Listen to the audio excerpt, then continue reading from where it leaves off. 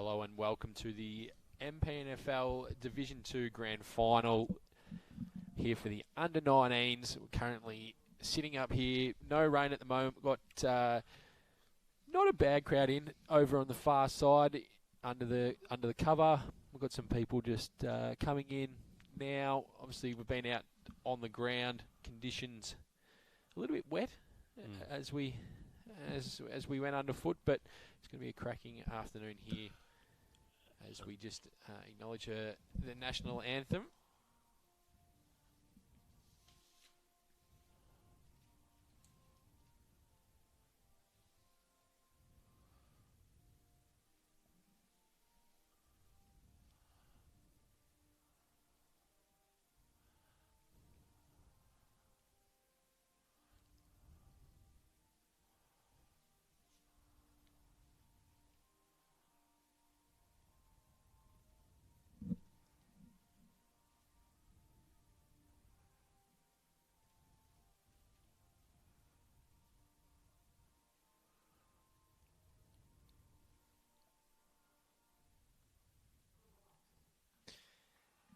So we can see both sides ready for the contest. This is AJ King. We've got Dylan alongside me. Dylan, thanks for joining us in the Under-19 Division 2 Grand Final. Thanks, AJ. Happy to be here. Yeah, well, the 3 times they've met this year, Langwarrin have won pretty convincingly, but SEAFORD, they have their tails up after a 106-point dropping of Somerville last week. Their women's side also won the premiership against Coburg last week, so plenty of stories that need to be written, and we'll see which one will be the case. Absolutely. As we look through the sides and people that we want to have a look at today, the one for mine with Langwarrin, is Jai Moley. He obviously started in the under-19s throughout the year. Matt Norton went down in the seniors. He was thrust into the ruck in the Langwarrin seniors, and he went that well that he was picked to then go and play in the Stingrays. Yeah, definitely a revelation, and the SEAFORD ruckman will have his hands full all day, you'd imagine. Plenty of forward targets as well for Langwarrin. Riley Staggard, that's the one that I'll have my eye on. AJ? Yeah, I think he'll need to have a big performance for Langwarrin. But looking at SEAFORD's lineup as well, a lot of guys that have had senior experience this year with Angus Giddings-Constable. We've also got Hunter Quint, Mitch Harvey, and the one for mine is Matthew Kennedy up forward, who was producing at senior level throughout the year. And I think for SEAFORD, the 2 players that really need to turn it on and swing the momentum their way will be Mitch Harvey and that man in Matthew Kennedy up forward. Absolutely. Nearly all set and ready to go. Grand final day, an early start. Would it be too early for you, AJ, do you think? It's good. It's not too bad, mate. It's September footy. I'm happy to be here at any time. So let's having a look at some of the matchups. We've got Brody Edwards, who will be in the ruck up against that Jai Moley, as we spoke about. And just have a look at the size difference already. He's a man mountain. So I'll look forward to seeing how that contest plays out throughout the day. Another one that I'm excited to watch is Sam Van Brummelen for Langwarrin. But we're about to get underway in the Division 2 Grand Final, under-19s. Moley getting the decisive tap out. So they're just working it by hand so far, Langwarrin. Bit of a scrubby kick. It's rebounded by SEAFORD. They're able to go forward. Ball bounces over the back. Alit runs onto it for Langwarrin. He goes with a bit of a dangerous kick into the corridor. Who's it going to sit for? Just bouncing around at the moment. The player there in Bloom got it. Back to Kelly. So they're under pressure here, Langwarrin. Can SEAFORD get on the board early? They cannot. Ball trickles out and we'll get a throw in. Yeah, strong forward pressure early. Unlucky for Lachlan Osborne there, but SEAFORD are pressing. Definitely pressing. And we'll see if they can strike first in the opening minutes of the under-19s Grand Final for Division 2.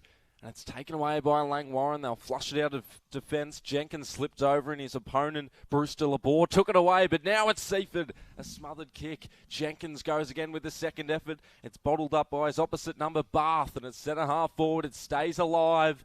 Hacked over to the wing. Equal numbers in the air. A drop chest mark by Tibbles. And it now heads or skids over to the boundary line.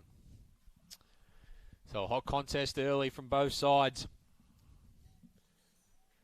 Just like we thought, Jai Moley is getting the ascendancy in the ruck so far. Ball thrown back in. He just takes it out of the ruck. He goes by hand over to Van Brummelen. He goes further over the top to the play there in Sullivan. He drives it long. But taking a good mark for Seaford is Jacobs.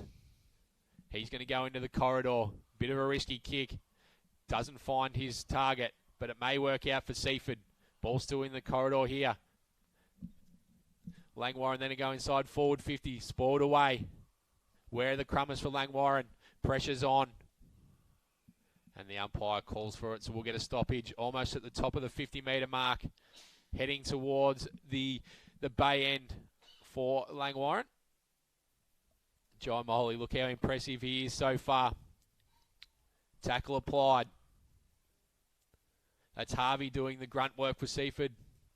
And the umpire calls for another stoppage. Just keep an eye on Angus Giddings Constable. I think he's all right. He might have just had a little hand issue on the ruck. As Molly is brought down in the tackle. That's holding the ball, no doubt about it. And Jacobs, in fact, it won't be Jacobs. It'll be Jordan White to take the kick at centre-half back for Seaford. Neither side yet to score. Again, a dangerous kick through the middle. Cut off by Van Brummelen. Van Brummelen as they edge towards centre-half forward. Van Brummelen receives it back. He pokes one up in the air, but the numbers are with Seaford.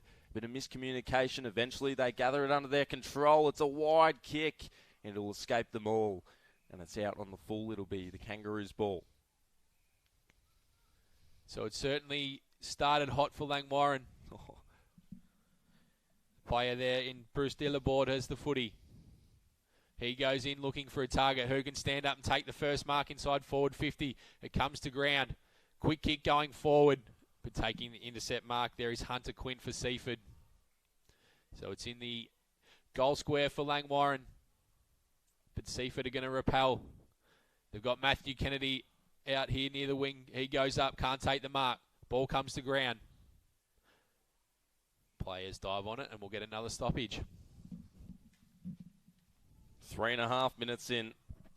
We mentioned Seaford's pressure early on, and now they'll have to hold up all the play in the last minute in Langwarrin's forward line. Molly taps it forward, and emerging is Van Brummelen again, hooking one forward on the left, and a strong mark with authority taken down forward. And Langwarrin will have the opening shot. Early on, folks, Langwarrin 5 inside 50s to Seaford's 2 at the moment. Brody Tibbles has been a big player in front of goals. He took a strong mark there. He'll line up for Langwarrin's first of the afternoon, the first score. Sorry, the first of the morning. We're used to saying the afternoon, but of course a very early start as Tibbles comes in. And he has the first on the board for Langwarrin, so they go to 1 straight 6. Seaford yet to score. We've been playing 4.5 minutes on the Chisholm Sports Academy scoreboard. So certainly Langwarrin pressing there. A couple of times Seaford went inside forward 50 that they weren't able to capitalise. But it was certainly Langwarrin who have got the first score on the board, and they're getting first use out of the ruck through Jai Moley. Have to be so precise and clean in these conditions. No downpour of rain, but a slippery footy, slippery turf, and Molly in the ruck. Edwards has his hands full, falls to ground level, it's still locked away. The umpire will call the whistle and we'll do it all again. Ticking over 5 minutes into this opening quarter. Brody Tibbles striking first. If you've just joined us, and Molly streaking away, delivering up to the half-forward line, broken up in the air well by Jack Williams, who has a looping hand pass to the outer side. Hunter Quinn to high up and under, and a stray. Molly able to take the mark. Probably could have let it fall out in the full, but now he'll fake one on the men on the mark and put it inside 50 again. Flies come from every angle, but down at ground level, waiting sensibly. Unfortunately, just missed and coming up a little skinny. It was Tom Sullivan. Probably should have given the handball over to Tibbles. He was out there, but it's very impressive for Langwarrin that when you see a ruckman at 19 years of age is dominating from the first contest, and I think that's the reason why Langwarrin probably are the favourites today. Out the back hatch. And now it's Langwarrin again through Max Butler. Creeping back. Maybe a deliberate hand pass out of bounds, and it is called insufficient intent. Seaford's turn now. Matthew Kennedy, the man AJ spoke of in the pre-game show. Free kick given away by Michael Mullins. Kennedy hurls it forward. It spills out the back, a one-on-one contest, front position with the Roos. He played it well. It'll sneak over the line. We'll have a ball up inside Seaford's 50. Both sides do look damaging when they go inside forward 50 at the moment, Dylan. They both look like they're going to score majority of the times they go in as the ball's thrown in deep in the Seaford forward line. Molly, he just tries to clear the footy. Tackle applied. Ball comes to ground. Constable is over it. And Mullins, he goes in and takes a relieving mark for LANGWARRIN. He's able to repel. He goes out to centre half back, but standing all alone was a Seaford player in Whiteman. He's got the footy. He's going to drive it long. Having a target there in Rao. Can he stand up? No, he can't take the mark. Ball comes out. We'll get a throw in. So certainly the guys that have played senior footy are standing out at the moment. Giddings, Constable, also Jai Moley, Hunter Quint, and also Van Brumlem. Ball thrown back in Seaford's forward line. Molly, another precise tap. Comes out to the wing. Jenkins lost his footing. Lost sight of the footy as well as his teammate was engulfed by the tackle, Jordan White, but he's taken high. A little too ferocious, Brodie Tibbles, who kicked the opening goal in the first few minutes. And Jordan White, a quick assessment of what's ahead. Now he sends it into the leading lanes. Numbers are with the Roos, but nearly claiming the mark. A Tigers forward. It stays loose. They've got numbers surrounding the footy. It's still falling into the pack.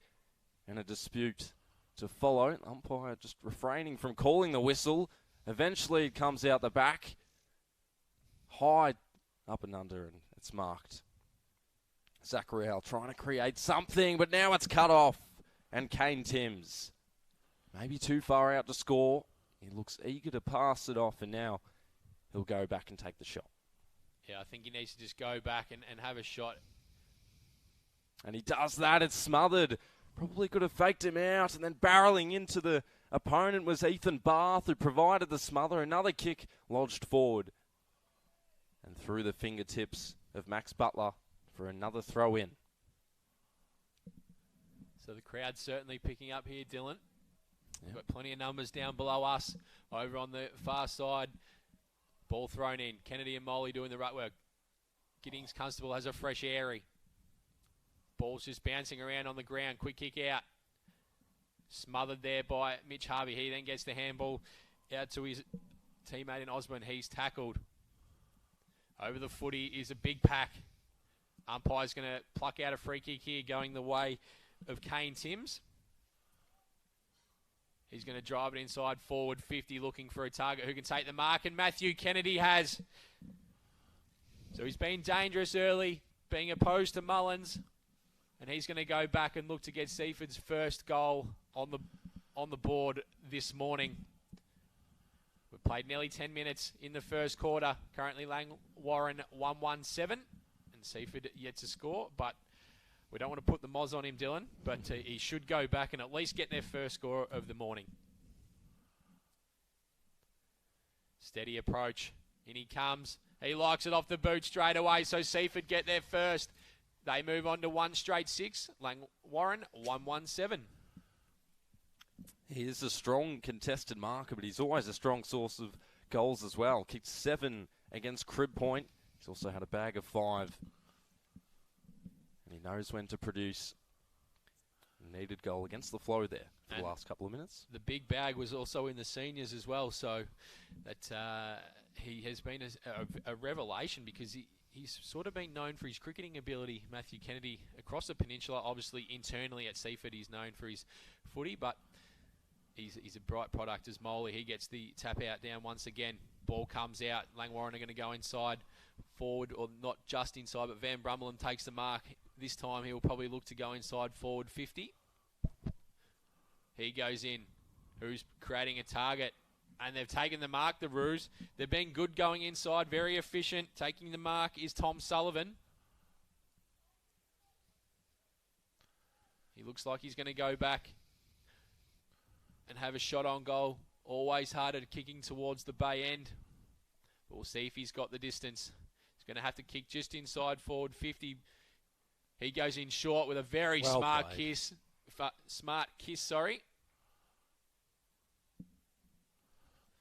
And Brody Tibbles. That was a great kick inside. Yep. He knew he didn't have the distance.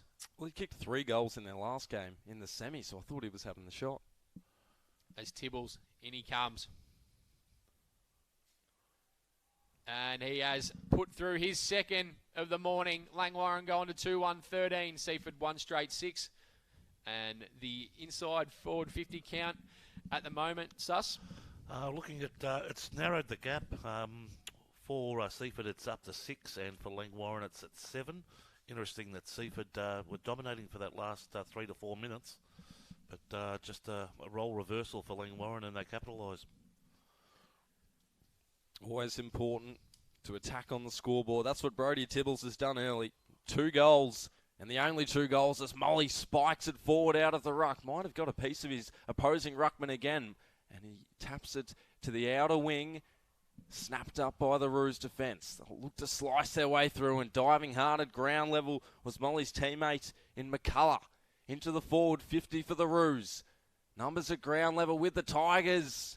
And a whistle, and he's been taken high. And a quick play on. Another smart kick. They're just sharing it. This time to Harley Storen. Their ball efficiencies are starting to cause some issues for Seaford at the moment. Especially inside forward 50. They're hitting that small kick on the 45. First year was in 2016 for Langwarrin in the juniors. 81 games since then. 15 goals. He hooks the kick. It might still work out for the Roos. Fell short. Put back to a dangerous spot. It hit the head of Rendell. And that will be out in the full by the Tigers. Almost up near us. It'll come back. And the Roos to retain possession. Plenty of subs being made. Back on is Bruce Delaborde for the Roos. But to take the kick, Flynn Kelly. Just his opening possession of the game. 14 minutes in to half forward. A big fly from the side, but not claimed in the end. Hacked out of there by the Tigers. It skips past Wanru, and they almost collide. Bloom with the footy. But he can't escape the tackle. The pressure from both sides has been up. Another ball up. Just forward of centre for the Roos. Jai Miley's gone forward, Dylan, so look for him to be a target. Staggered, couldn't break the shackles, but he was taken high by Jenkins. And he has, on the overlap, Bloom. He won't use him. He'll elect to just dish it up into the 50 again for the Roos. Spoil coming from the back. It stays in the pack. No one able to extract it. And a free kick going the way of the Tigers. So now their pressure is lifted again. Nearly 15 minutes in. It's Langwarrin by 7 in the opening quarter of the grand final. Through the centre. Always a difficult operation. Tapped forward for the Tigers. And it slips past a couple. And now they have the numbers. Heading forward, Wilmot bangs it to the square. It skips and skips all the way through. And the Tigers have their seconds. Don't think that's what he was intending to do, but it doesn't matter. Won't say how it was kicked on the scoreboard, Dylan. Exactly right. As long as it goes through and it's recorded as a goal. You can claim a 50-metre goal there. Absolutely. Chisholm Sports Academy scoreboard sees Langwarrin 2-1-13, Seaford 2 straight. We're back in the middle. Jack Orchard's into the ruck for Langwarrin now. He gets the hit out down to his waiting midfield. Tackle was applied straight away, and the umpire's going to call for it once again.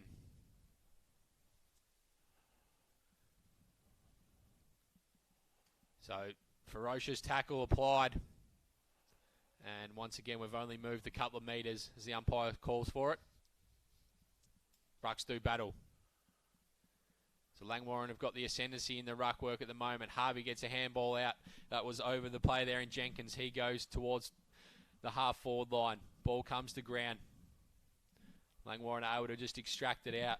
They've gone up the ground and they've found the player there in Alet. He goes on his left, looking for a target in Sam Van Brumlin, who comes across the pack. He takes a great mark. He can switch the footy, but he's going to go a bit more direct. Good intercept there by Seaford. Ball's on the ground, tackle applied. And the umpire's going to call for it just inside the forward 50 for Langwarrin. It looked like the player there, and Jesse Jewis was going to take them up for Langwarrin, but he couldn't, as Moley's going to do the ruck work inside forward 50. He gets the handball out over the top. Seaford are just able to put it towards the boundary line, and we'll get another throw in right next to the behind post in the forward 50 for Langwarrin. So we've been playing nearly 17 and a half minutes. Langwarrin 2-1-13. Seaford 2 straight goals. Chisholm Sports Academy scoreboard. As the ball inside the forward 50 for Langwarrin, it's rebounded by Seaford. It's out to the half-back line. Kennedy there for Seaford, trying to get the handball out. It's on the ground at the moment. Tackle applied. Kennedy, his ball smothered. Over the line, and we'll get a throw in. Nearly 18 minutes through. Quick update on the inside 50 count. Looking at Langwarrin 10 to Seaford 7. And only a 1-point game, but off the runway, the Roos just halted for a fraction of a second. The hand pass comes. Bruce still aboard to the outer wing. A 2-on-2. Trying to lick it up by hand is Jenkins. He twirls around and goes again. Had only the boundary line in mind. And the umpire says, that's all right, we'll have a boundary throw in. Feel that the Seaford defensive line has stabilised a fair bit now and just manning up. Sus, you've been with us throughout the senior games as well. Are you surprised that Giddings Constable's not playing back where he did in the senior side? A bit. I did see him earlier go off with a dislocated finger, so that might be some of the reason. He's just gone off right at the start of the match. Kennedy, who's already kicked one with front position, and it's taken away. Flicked forward, and Seaford through the agency of Maguire into their 50. It's wide. It'll elude Forbes and head out of bounds for another boundary throw in. So Seaford have worked it up to their forward line. Who's going to stand up and get another one on the board before quarter time? Looks like it's favouring the Seaford end with a little bit of an advantage. Giddings Constable. Seaford have dropped one back. Actually have dropped 2 back now. Smart playing. So Giddings Constable's going to win a free kick. He's got the footy in front of the impressive lights here at Skybus Stadium. Great facilities for MPNFL Division 2 finals today. Giddings Constable. He goes in. Shot on goal. Not going to register a score. Taking the mark was Van Brummelum. He's been awarded it. And he'll look to repel for Langwarrin. He's going to switch the play. But he's going to have to bring the ball back and go across his line. Once again, Langwarrin 2-1-13. Seaford 2 straight 12. We've just ticked over to the 20-minute mark in the first quarter here. Skybus Stadium. Oh! Big fly. That was by Forbes. Ball's at the 50-metre line for Seaford. They're going to concede a free kick, though. The too high against Zach Rao. The player there in Flynn Kelly has been awarded the free kick for Langwarrin. And he'll look to bring the ball up along the line. Although that's going to go out of bounds on the full into the crowd. Not a great kick from Kelly. And the player in the long sleeves in Jenkins for Seaford. He goes in short. Taking the mark is Jacobs. He wheels around. He wants to go inside deep there forward 50. Is it going to come over the back? Who's going to be there? Who can run onto it for Seaford? But it's conceded for a behind by Langwarrin. So that's Seaford's first behind. All square here on the Chisholm Sports Academy scoreboard. Langwarrin 2-1-13. Seaford 2-1-13. Thanks also to Pro Finish Roof Plumbing. Tackle your feelings. The Victorian Responsible Gambling Foundation, WorkSafe and TAC for the support in the Division 2 finals. Molly fighting hard at ground level. They take it out. I like what I've seen by the long-sleeved boys, Jenkins and Rao for the Tigers. did give away a free kick previously, Rao, but both fierce competitors. Langwarrin trying to get the triple threat today going to win in the under-19s, the reserves, and the seniors. This is part of the first phase. At the moment, they're all tied up, or are they? Seaford to full forward. Deep engagement. It spills. Unable to get boot to ball was Giddings Constable. It was an opportunity. He's providing a presence up forward for Seaford, although we are used to seeing him play down back in the seniors for Seaford. As Langwarrin are going to bring the footy in. Risky kick. Oh. It's going to work out. Should probably have been a free kick awarded to the Kangaroos there. Ball's inside the forward 50 for Seaford. Plenty of players around this pack. Hot footy at the moment. Plenty of numbers going to win out for Langwarrin. Going the way of Kelly. Almost a 50-metre penalty going against Kennedy. Kelly goes by hand. So they're going to go in short. No mark taken. It trickles out. So the pressure inside the forward 50 for Seaford was spot on there.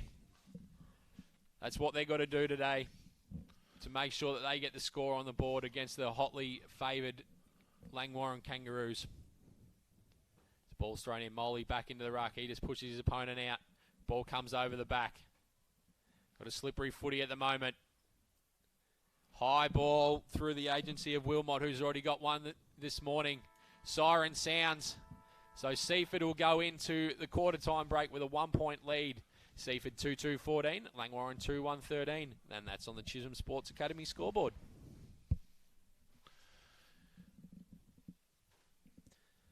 So a hot contest early here at Skybus Stadium. We can certainly see that both sides have come to play. It's not going to be easy for the favoured Kangaroos in this Division 2 under-19s grand final. Well, the Tigers, before today, they've had 3 previous meetings against Langwarrin. They've only managed 2 behinds. Already a positive start. 2 more scoring shots than all of the 3 quarters combined. They have not led at half-time against the Roos. Their smallest deficit was 18. So, grand final day, expect the unexpected, AJ. Absolutely. Jai Moley's probably been best on ground at the moment for mine. Dylan, what about you? I'd say, yeah, huge presence, not only in the air, but at ground level too. As you mentioned earlier on in the quarter, the ability to pick it up at ground level, being that tall, and he's only 19 years old. He's a man mountain. So both supporter groups coming in to the quarter time huddle here at Skybus Stadium. There's a sea of blue and white here at the moment. The far side looks like it's going to be a sea of red and white for the reserves and seniors game with Kringle playing Langwarrin. Can already see the banners out. Absolutely. They've gone to great lengths there, Kringle. But a couple of others that had impressive first quarters, Dylan. Sam Van Brumlin, I thought, was good for Langwarrin. He got his hand on the footy. Matthew Kennedy looks very positive up forward for Seaford. Thought that Mitch Harvey got his hands on the footy, but Mitch Jenkins out here on the wing was superb. Yeah, the Mitch Jenkins, the Zach Rouse, all the 1%ers. By them, they all contribute. It's not only it's similar to a Morris Rioli type for the Tigers. He doesn't exactly impact the scoreboard or the board in terms of disposals, but his pressure is top notch. Interesting to see Seaford come from behind there to win the inside 50s 12-10 over Langwarrin. Some great goals there by Tibbles, of course, kicking 2 with Kennedy 1 and Wilmot 1. My thoughts is Seaford held their own in the last 10 minutes of play there.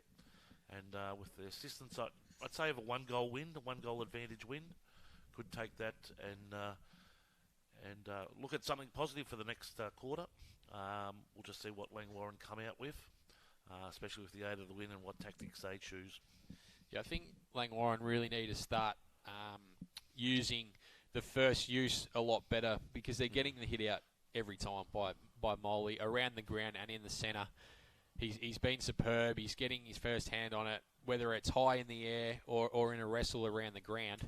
And I just think the mids need to be on the same page. And rather than trying to be precise on days like this when it is a little bit wet in the morning, I like in a grand final, I like to see the ball just being moved down the ground at a good pace. So whether he needs to just get that first use, go a little bit longer with his hit outs at times, especially going towards the end, we can see against the bay that the mids can run onto it, and going towards that end.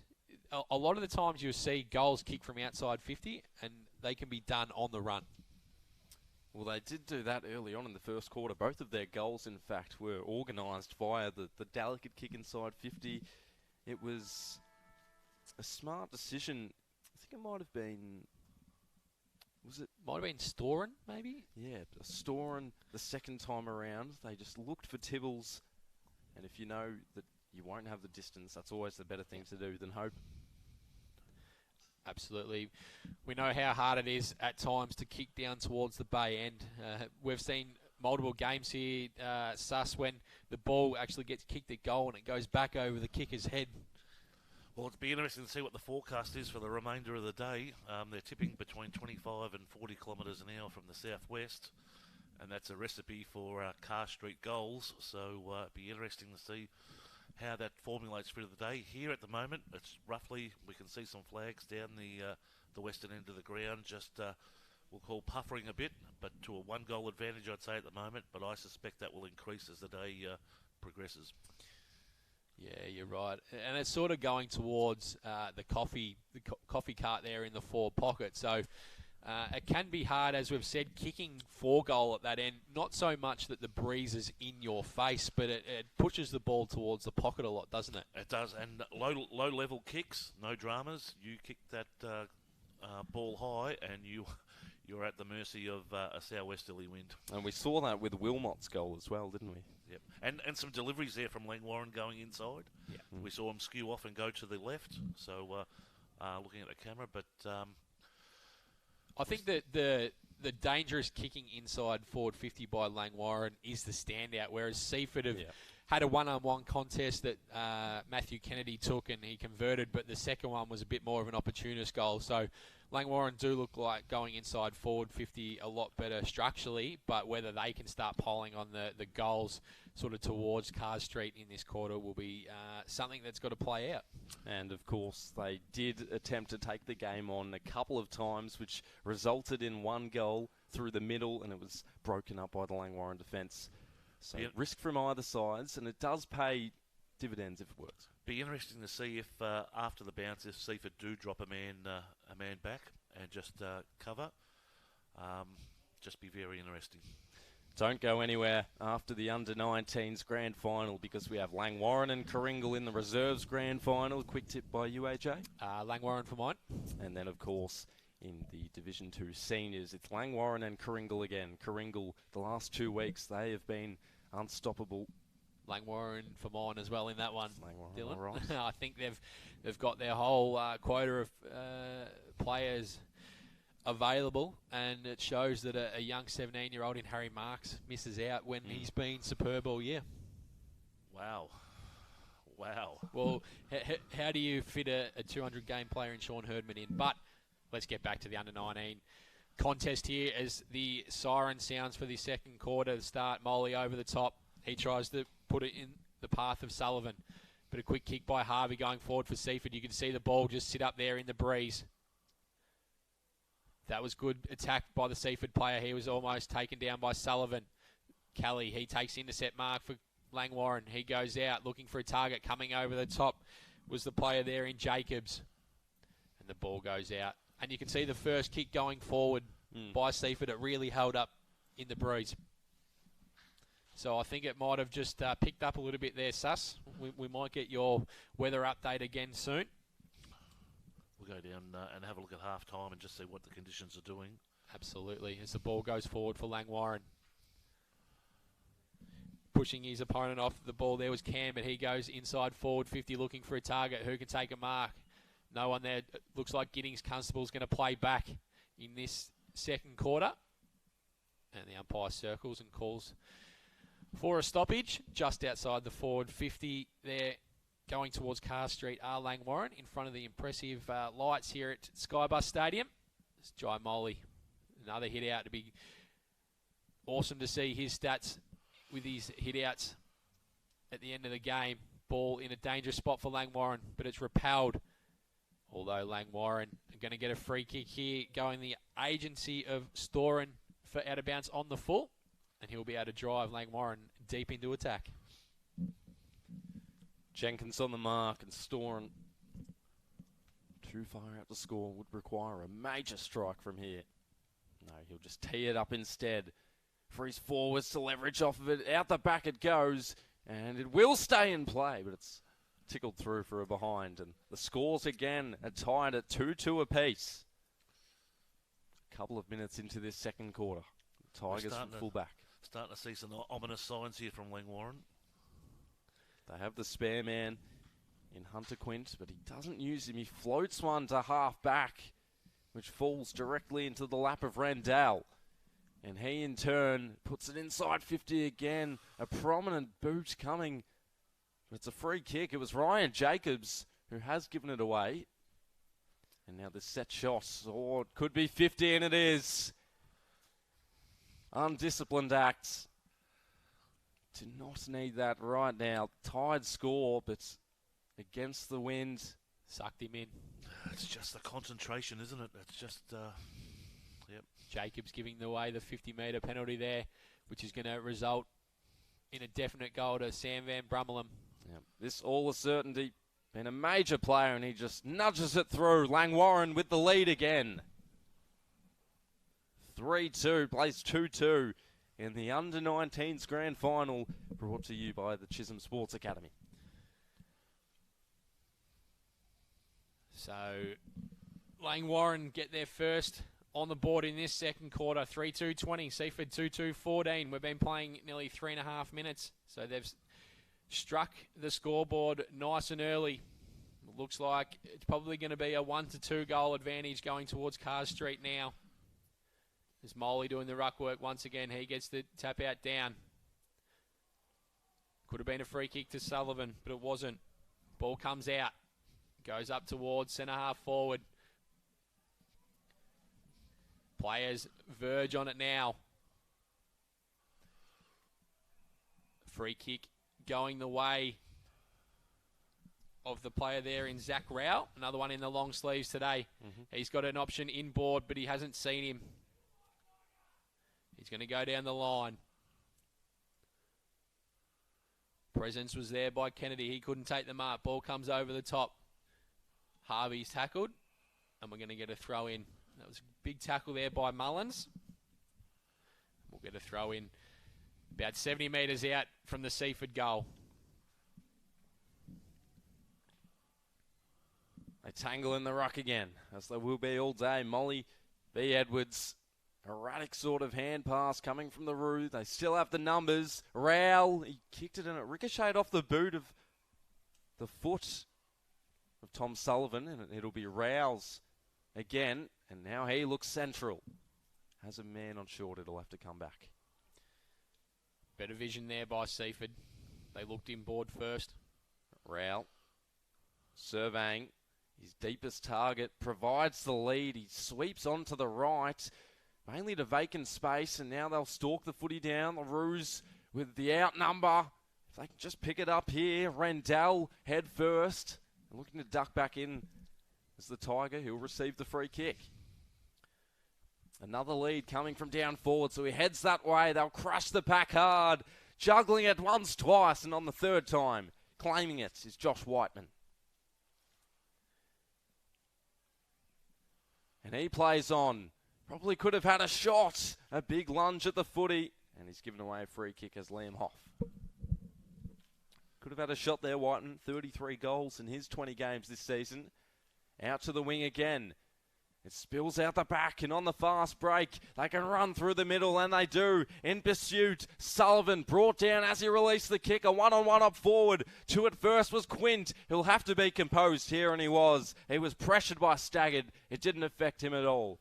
Langwarrin with another behind and a 7-point lead. 6 minutes in to the second quarter of the grand final, brought to you by the Chisholm Sports Academy. Harvey has the footy deep in the defensive back pocket. Starting to just get his hands on the footy a bit more. He goes back to Quint, to the top of the goal square. He's got a player out here in Maguire if they can use him, but they haven't seen him. They go long and high. Who can take the mark? It's going to be repelled there by Seaford. Standing in the way with an awkward bounce was the Langwarrin player. He couldn't get it. Ball goes up forward. So we're playing a bit of soccer and a bit of volleyball here at the moment. It's just who can get territory. Tackle applied. That's a great tackle. He's going to be awarded a free kick for too high. And that will go the way of Langwarrin. There's a bit happening here, Dylan. Free kick's going to be reversed, going the way of Zach Rao. It's the long-sleeved jerseys. They're under the skin of their opponents today. Absolutely. As Zach Rao, he goes up to the forward 50. But it's going to be a relieving mark there by Mullins. He goes long, up to the wing. No mark taken. Ball comes to the front of the pack. It was taken there by Timms for Seaford. Ball comes out to Jenkins. Trickles over and we'll get a throw in on the far side, right in front of the pavilion there. The Skybus Stadium, the Brian Mace Grandstand. 3-3-21, Seaford 2-2-14, Chisholm Sports Academy scoreboard as the ball's thrown back in. They've got the outnumber here, Langwarrin. They're going to pump it towards centre half forward. There is Tibbles. He's 2v1. Giddings Constable didn't take it. He just spiked it forward. Ball comes out. Tackle applied. It's going to be holding the footy. So it was a great tackle there by Bath. He's got a one-on-one further afield, but the player there for Seaford in Jack Williams was able to just put a bit of doubt in the leading forward for Langwarrin, and the ball trickles out. We're inside the forward 50 for Langwarrin now. Interesting inside 50s to Langwarrin, currently 6, and for Seaford 2. So we've played nearly 8.5 minutes. Langwarrin 3-3-21, Seaford 2-2-14. Langwarrin going towards the Carr Street end. Probably a 1-2 goal breeze here at the moment. Ball comes out of the pack. Quick kick on goal. But it's going to go the way of Seaford for out of bounce on the full. And the player relieving will be Jacobs, who gave away that silly free kick, resulting in an easy goal to Van Brumlin, Dylan. He'll look to defuse the situation, and he does. To half back, which can transform it to half forward if Molly can grab the footy. And now Seaford contain it. Edging closer to the wing, and the Roos repel. Scrambled ball forward by Bath into the pocket. Back to a dangerous spot for the Tigers. Timms couldn't collect it cleanly. We'll have a dispute, which was only ephemeral because it comes out again. The umpire will finally call for a whistle. That was the difference there, wasn't it? It was just a difference between a clean possession and just dropping the ball there and losing the value of the ball. But Seaford have got to stick to it. 7-point game. Brought to you by the Victorian Responsible Gambling Foundation. Out of the ruck, the Roos. Open numbers in the 50 and pounced on by 2 Tigers. In the pack was Tibbles. Great support also from Pro Finish Roof Plumbing. Tackle your feelings. Work safe from the TAC. Dylan. 30 out from the Roos goal. In the ruck. That time was Orchard. To centre half back we go. Rendell under his control. And a spiralling footy hovering and curling in the air. Watch out. Bracing for contact was Callie. And he wore him well, to be honest. It's on the far side. It is. Umpire, let's play continue. And the Tigers across the wing. A one-on-one in the air. And now the numbers are mounted ground level. Almost run down from behind. And on the fast break is Timms. He'll have to stretch away from his opponent, which he does. And he put his body on the line. A big bump. Rewarded for it. Josh Edwards, 50 out. Potentially too far out to score, so he distributes into the pocket, swiped away, and kept alive. The snap comes from the pockets. And on the last line of defence, the Roos. They missed Harrison Forbes there. He was on a great lead. They've got reinforcements out the back and a 50-metre penalty given as well. Didn't see what that was for. But they'll spread it. Not too many numbers through the middle, just the one, and he takes him on. Max Butler. And off the bench, screaming for it was Ethan Kolb. But he puts it down the centre again. And the mark is taken comfortably in the end by Ryan Jacobs. who offers some instructions. Good And kick. directs one, dropped mark by Hoff, and it allowed the Roos to pounce. Numbers streaming forward, numbers ahead of the footy as well. It drops up to half forward, out the back. Have to be composed here, do the Tigers, sweeping it up, staggered, hasn't hit the scoreboard yet today, but he can still create for Tibbles, who's kicked 2 today, make it 3. And the Roos extend their lead to 13. It was a great kick by Jacobs, but the player there in Hoff couldn't take the mark, I think it was, and that meant that Langwarrin could repel from their defensive position, and they've gone quickly, got it inside forward 50 with a bit of a rush ball, but Tibbles has been fantastic. He's kicked 3, as you mentioned, so Langwarrin 4-3, 27, Seaford 2-2, 14. And Langwarrin going towards the Carr Street end looked like it. It's certainly going to be an advantage today. We're going to get a restart on play any minute now. Moley in the ruck. The player in Whiteman's gone in there for Seaford now. Picked up by Osborne. Seaford, he's dispossessed, and that is holding the footy. Great tackle by Jai Moley. Handballs it off, puts his teammate under a bit of pressure, but they're able to get themselves out. Langwarrin going to go forward. They've just missed Stagger, but it goes further afield looking for Van Brumlem. He's really had a great second quarter. He's going to go long, get it to the hot Brody Tibbles, who's got 3, but it goes over the back, and Hunter Quinn takes a relieving mark. So he's going to go out the far side towards the grandstand. It's going to be intercepted by Ethan Barth for Langwarrin, and he can find Staggard, but he goes further afield. Oh, watch out, ump. Pack was forming. No one was able to take the mark. Oh. It's at centre-half back now. The pressure for Langwarrin certainly gone up in this second quarter. But Seaford have been able to work their way out to the broadcast side. Going to go in the middle. Bit of a risky kick. Great intercept mark from Mullins. He's been good in the air so far.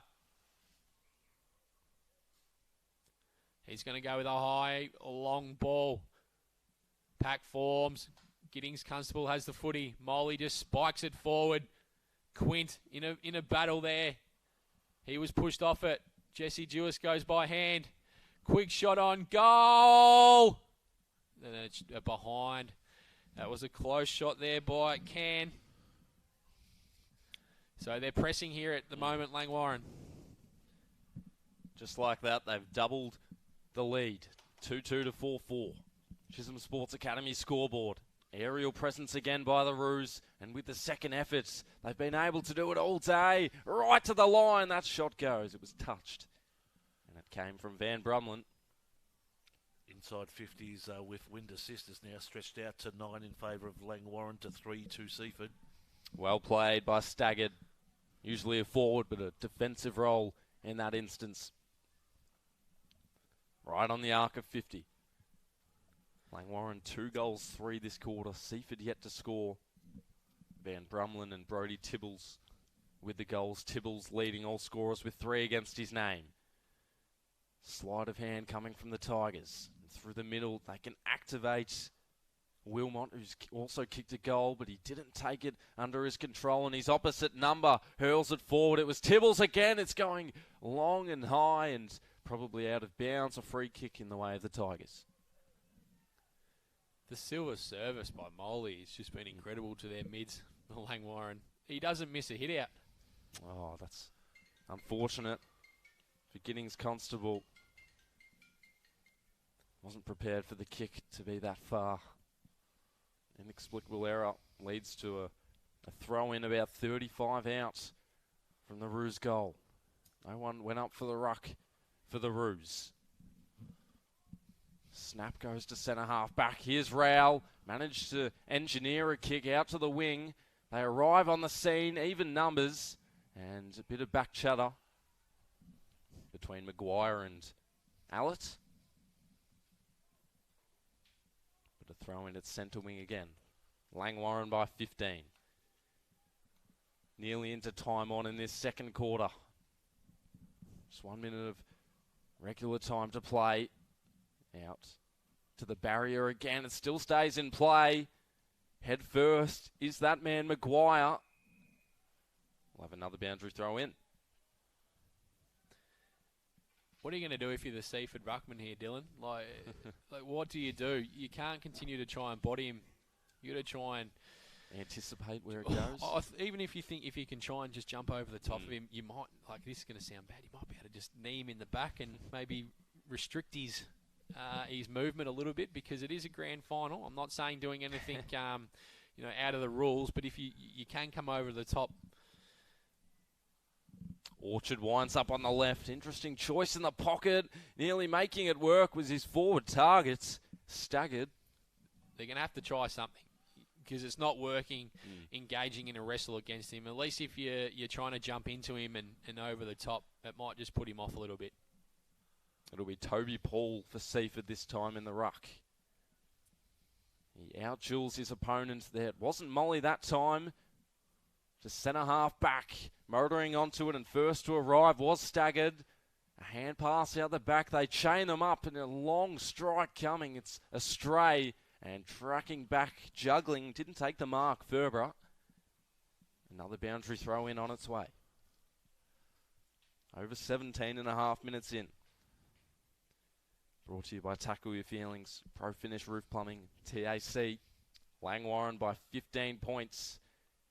And we have a whistle. It'll be a free kick for Seth Ferber. I think they were asking the question if he took the mark or if it went over the line, but it doesn't matter because he miscued the kick for Jenkins.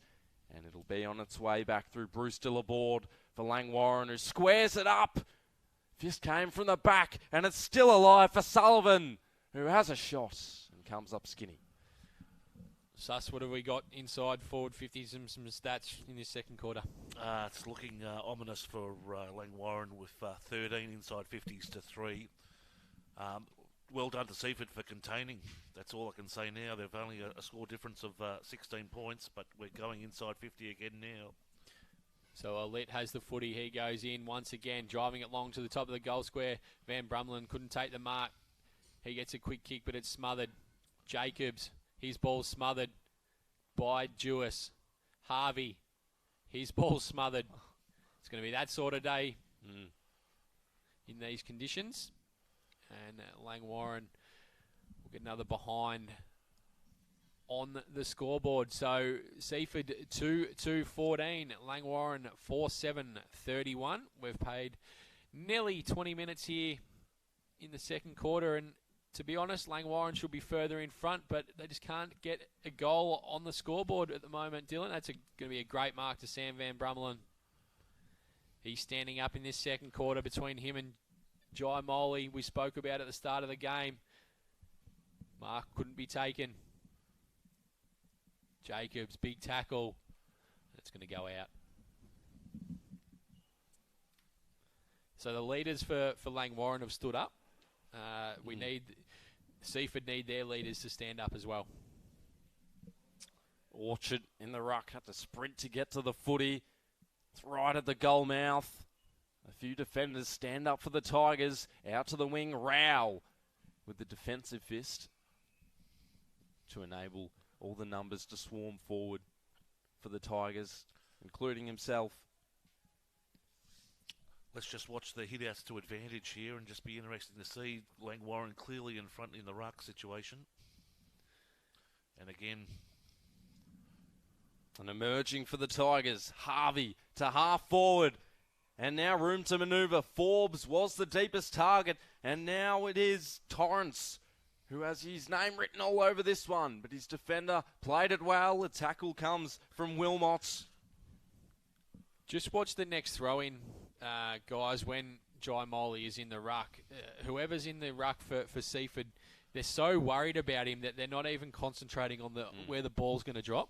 They're not reading the play. So he's already got it over him. With the second effort again, Bruce still aboard. Decided to kick in the end.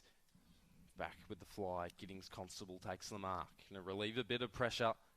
Has a lead on short through the middle. Didn't take it. Instead, he'll tow it to centre half forward. A 3-on-1. Molly from the back. Still inventing for his Rovers. Another argument over who has the ball. A hacked kick. And it's marked by Kolb, who plays on. Moves on with haste. Teammates collided. Bruce Dillabord came off second best, but he's back up on his feet. Shuffled kick forward off the grass. And now a little chiseled one. And they can move it forward. Their first real look at goal. And it'll result in a mark for the Tigers. Calling for it to be touched. But directly in front, they'll have a shot. The umpires are going to come and have a chat here. Well, the question is it still controversial if they do call a ball up? Because the Tigers seem to have the out number. No, it looks like they have called for a mark. And Sam Wilmot, who has kicked one today, chance to kick one against the grain. Should be a big goal if he kicks it. Will be. And he'll cut the margin back to 11. Seaford is still in it. That's a big one when you're able to get a ball going forward towards the non-scoring end. And the way that Langwarrin have been peppering the goals at the Carr Street end with the advantage, and it just see that a ball can just fall in the lap of someone standing, about 25 metres out. And only the third inside 50 for the quarter? They just picked up 2 inside 50s there. That's their fifth, but geez, against the play, wasn't it? Absolutely. Ball's back in the middle. So Moley's in the ruck.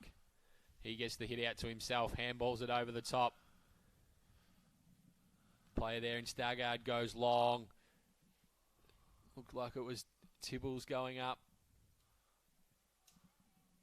Bruce Dillabord with a spoil. Moley's going to go back over to himself once again. He's bought his own footy today, boys. And the mark's going to be awarded to Jesse Jewis. It's going to be on the boundary line. If he can kick this will certainly get the crowd up and about. Certainly the Langwarrin faithful will be. There'd only be seconds left in the quarter. Oh, no. And that was never anywhere online. He was lucky to even kick it that close to goal. Quint in the pocket. Nearly 24 minutes through. Langwarrin by 11 points in the grand final. Short prod ball to Harvey.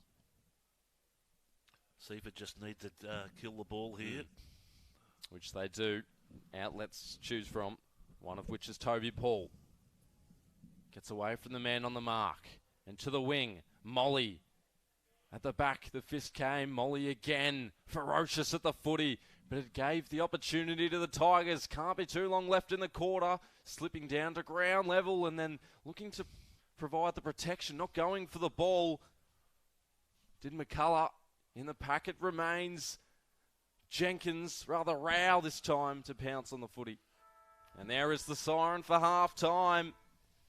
An eventful quarter for the Kangaroos. 2 goals through Sam Van Brumlin and Brodie Tibbles, who has 3 against his name. But late, Sam Wilmot's able to steady it for the Tigers. They only trail by 11 points. In that quarter, it was 2 goals, 5 to 1 straight. Langwarrin probably should have converted more on the scoreboard. And Brodie Tibbles with 3 against his name, AJ. He certainly has. I think we'll be speaking about him and Van Brummelum and Moley throughout the whole day, the way it's going. But for Seaford, they worked their way back into it in that second quarter. Harvey started getting his hand on the footy. Kennedy presented up well there. Giddings Constable looked a lot more comfortable off half back. And then they were able to get the ball going forward and get some repeat inside forward 50s and lock it in. Then they ended up getting that goal on the board. I think Seaford just needs someone to contest against Molly, I think. That's all. Just contest. That was just some observations there that came out that they were waiting for the drop of the ball, the ruckman. They just need to contest. And the rest will follow for them, especially in the third quarter. This is going to be a season-defining moment for Seaford in this third quarter with the wind, which looks to have picked up now, just looking at the flags at the western end. They are puffering away, so be interesting to see how they resolve that. There's a 10-minute break now, so both teams will relax big crowd brewing here at the moment. They've been dictating the competition all year, have Langwarrin, and it's 1 of 3 for them today. They'll play Coringal in the reserves grand final and the seniors. Quick break. We'll see if they can maintain this pressure in the second half. An 11-point lead. It could be more. Stay with us.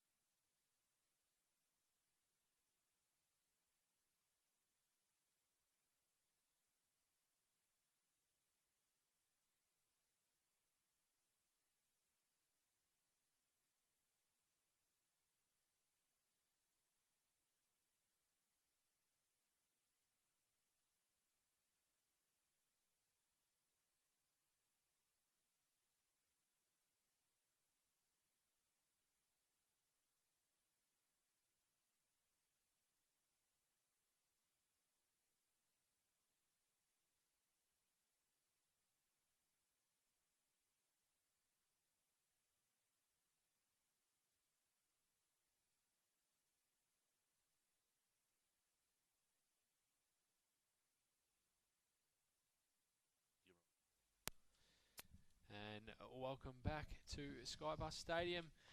It was half-time of the Division 2 Under-19s Grand Final featuring Langwarrin and Seaford. Langwarrin 4-7-31, Seaford 3-2-20. Seaford will kick towards the Cars Street end in this third quarter, in which is probably a 2 to 3 goal advantage now, Sus. That wind has definitely picked up and be interesting for both the reserves and senior matches if that maintains. But definite advantage here to Seaford. But again, just interested in their ruck work and how they contest. But Molly is very dominant at the moment for the first half of footy. Absolutely. Dylan, what is your perspective on this game so far? Yeah, Molly, for sure, definitely with the most dominance out of the ruck. And even his Rovers have been able to do him a favour by getting those forward 50 entries. And Seaford's defence has actually been up to standard. They have held up. They were under siege in that last quarter where Langwarrin kicked 5 behinds. Seaford kicked that late goal, but only an 11-point margin despite having more than double the amount of scoring shots. So Van Brumlum's gone into the centre in this second half. Molly's going to be in the ruck, opposed to Brody Edwards, who has got a big day, or big second half ahead of him. Absolutely. It's already had plenty on his plate. So Molly, he's going to get the hit out straight away. Ball's on the ground. Jacobs, he's been good for Seaford.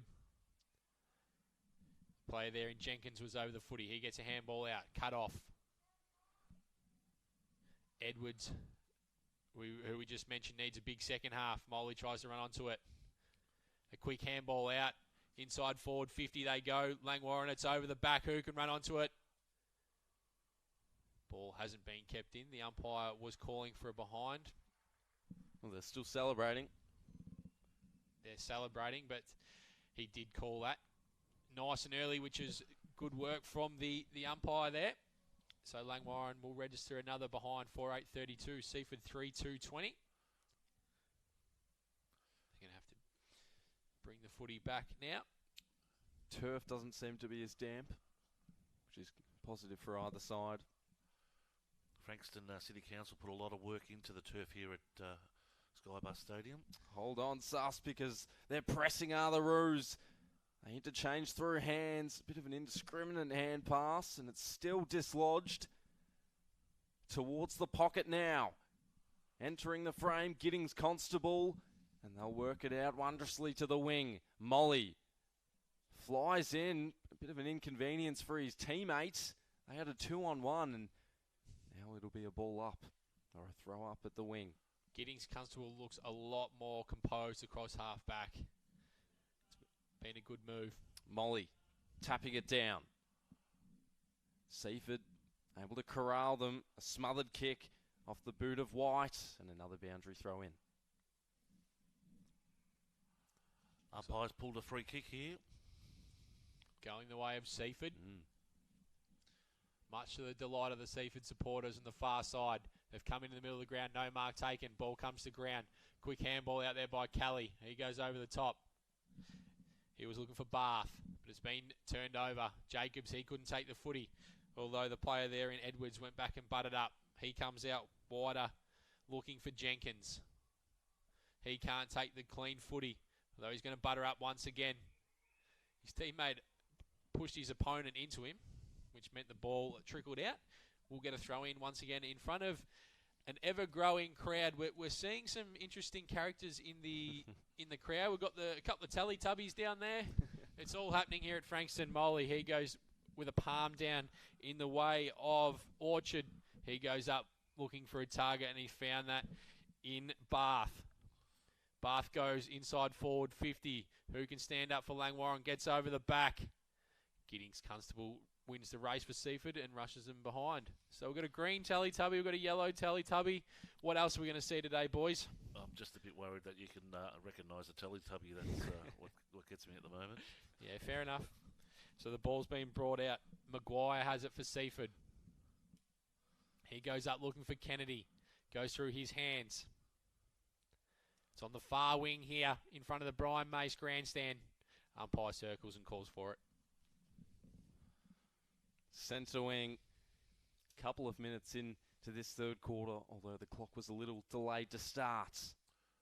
Out of the shadows, it's the Roos. Up to half forward, a 2-on-2. Full pace at the footy, a big hit. Back up on his feet, bouncing straight up is Ryan Jacobs.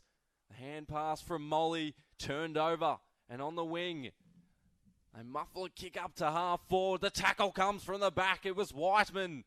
Yet to impact on the scoreboard, but all the 1%ers are a great help, and now they can generate a kick forward. It'll be a free kick for Whiteman. Rather, Matt Kennedy, who's kicked the one, and he seeds it out in the path of Rowell over his head. In fact, it was Forbes. Another long-sleeved player for the Tigers. Forbes, who's been one of their more prominent goal kickers this season. 2 goals in their semi-final against Langwarrin. 7 in round 16 v Coringal, and 4 last week in the preliminary. And they won by 106 points. Right now they're down by 13. And holding the ball is the decision. Yep, affirmative from the umpire. Michael Mullins has been huge in defence for Langwarrin. Langwarrin can head out of town here. Time just ticking over 5 minutes and 10 seconds in the quarter. Stagnant movements, but now they search around the outer side. It's off the side of the boot. It'll come back for the Tigers. Jenkins. He can load up 60 metres out. Communication from his teammate Josh Edwards saying prod it short. 50 metres. And a 50-metre penalty against Bruce still aboard. And Mitch Jenkins. This is huge. With the opportunity to cut it to 7. Well, this is what Seaford want. They need scoreboard pressure in this third quarter. He's played a bit of senior footy this year as well. Listed in their best players for the qualifying and semi-final. Stepping up when it matters most. He's only kicked 20 goals since he first begun, but there's never a better time for his 21st. And the Tigers claw closer. It's a 7-point game in the grand final. It certainly is, Dylan. It's a tale of heading towards Carr Street in the last couple of quarters. So Langwarrin need to hold on and not give away some silly 50-metre penalties like that. That was going to have to go to the top of the goal square, but when you get brought to the top of the goal square and you're able to have a shot right in front, it certainly helps Seaford get themselves on their 4th on the board as Moley in the ruck once again. He was beaten this time. Ball comes out in the path.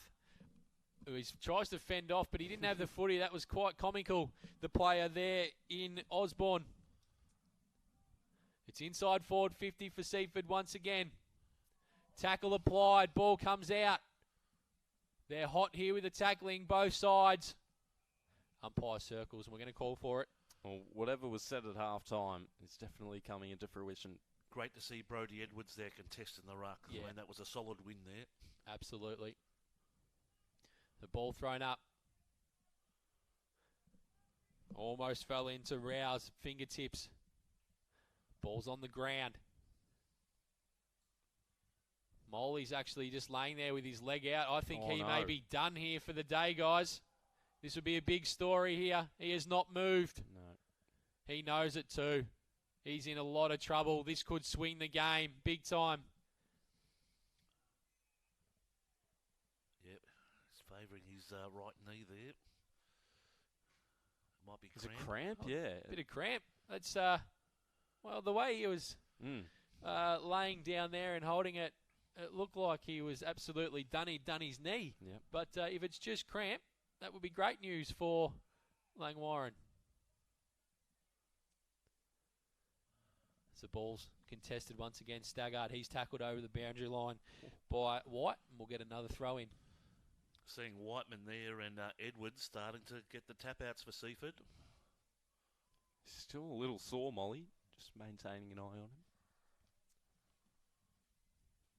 He has been huge around the ground, not just in the ruck work. Free kick's been picked out here. It's going to go the way of Seaford. They take the advantage. Shot on goal. And that is a goal. Josh Edwards So that is a huge goal. Seaford 5-2-32. Langwarrin 4-9-33. Chisholm Sports Academy scoreboard, and we see Moley coming off the ground. A big blow. A 1-point game now. Dylan, compare this to the remainder of the season, and this is out of the book, isn't it? Absolutely. The previous 3 times they've met at 3-quarter time, it's been a 19-point margin, a 33-point margin, and a 52-point margin. And Brodie Edwards again winning the ruck. So he'll have an advantage with Giant Moley off the ground. Ball's in the middle here at Skybus Stadium. Umpire calls for it. Seaford appear more desperate for the football at the moment. Absolutely. If you're just tuning in, Langwarrin 4-9-33, Seaford 5-2-32. Free kick is going the way of Langwarrin through the agency of Orchard. Intensity's definitely lifted, AJ. Absolutely. Orchard, he goes longer. Looking for a target there. No mark taken, but it falls out the back to Bath. He goes inside the forward 50 with a quick kick. It's going to be touched over the line, and we'll get a throw in about 45 metres out from the Langwarrin goals, heading towards the bay end. Interestingly, Langwarrin have taken a hit with inside 50s, only 3 at the moment in this stage of the quarter. Seaford out to 4. So there's a hack kick out off the ground through Seaford by Jacobs. They're fighting hard here, Seaford, at the moment. Oh. The player there turns into trouble in Jordan White, and he's dispossessed, and that will be holding the football. So once again, Langwarrin can go inside forward 50. They drive it long to a dangerous spot. But a great mark over the back was the player there in Ryan Jacobs. He's been superb for Seaford. He's going to come out wide looking for Rao. Ball's out in front of him. Clean bowls him. Outnumbered. It's kicked over the line by the Langwarrin player there who comes off the ground. It was Flynn Kelly. We'll get a throw in right in front of where we're broadcasting from. Division 2 Grand Final under 19s, Langwarrin and Seaford in a tight contest. Ball comes to the front of the contest. Players are just over it here. Umpire's going to circle and call for it. So we've been going nearly 10 minutes. Langwarrin 4-9-33, Seaford 5-2-32. Kane Timms comes back on. He's been hard at the footy today. He'll be first at this one. He burrows through, but now it's the Roos up to full forward. A rare entry for this quarter. Out the back. Can they get boots a ball? We'll wait for the decision, but arms are up in the air. The umpires converse, and it's touched. Looks like it's come off above the knee, Dylan. Wow. And that was Brodie Tibbles. Tibbles, 3 against his name today. So we're back at a 2-point margin. Another hazardous kick, but it's marked by Mitchell Harvey. Seaford will need to be probably in front by 2 to 3 goals, I think, in the last quarter. Chip kick will be cut off by Staggered, and they're calling for 50. It's not a mark. It was touched, looks like. So plenty of touched balls today that haven't been paid. 55 out from the Roos goal. Need one to steady the ship. And they'll have to redo the ruck contest. Jack Orchard to take the duties for the Kangaroos. He lifts himself up and then applies the tackle. But getting away are the Tigers in the middle. They have the numbers. Remains ajar. Rao dumped into the turf, and the umpire has the same interpretation. A free kick for Zach Rao. So the opportunity reveals itself to give the Tigers the lead, which they haven't seen since the first quarter. They trailed by 11 at halftime, currently a 9-point game, and it's a strong mark. Sam Van Brumlin been everywhere today. A little bit quieter in this third quarter. He can certainly get some more footy around the contest. He'll utilise Tibbles at the wing, who's pushed up forward, down the ground for the Roos. And he races it to half forward. Plenty of numbers around this footy. They'll diversify. It's Tibbs, and through the corridor they go. Whiteman, expectations rise for the Tigers. But at centre-half back, they chop it off. Still, astern was Clancy, who laid the tackle. He might have to again here. And ducking back through. He faked one out. On Clancy to centre-half forward again. Out of the grasp of Osborne. Still alive for the Roos. And the mark, not paid. It's play on. Still with some space. Some time to steady and steer it through for a behind. Try downfield. And a free kick from a tough angle for Riley Staggered. You'd have to say the Nepean Highway end with a 20 kilometre to 30 kilometre wind blowing straight down the middle of the ground is a pretty difficult shot here. Been with Langwarrin the whole journey. They've waited their time for the moment to come in a grand final. It was across the face of goal and still in defence. Poking it forward. Whiteman first to it. Giddings Constable to half-back. A 2-on-2 in the air and at ground level. Taking it away with confidence is Kolb, who tosses it up to the square. Out the back and right into the woodwork. That nearly bounced over the top of the pack there and through for a goal, but they've hit the post. They're peppering. 4-11, Seaford 5-2. Langwarrin out to a 7 inside 50 to Seaford 4.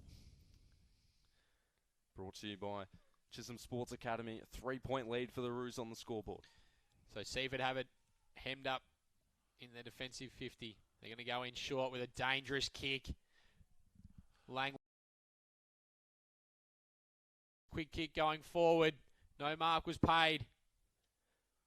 We're about 20 metres out straight in front here from the Roos goal. Heading towards the Nepean Highway. They're contesting a breeze here as we've got a stoppage in play with an injury. It looks like a Seaford player currently down.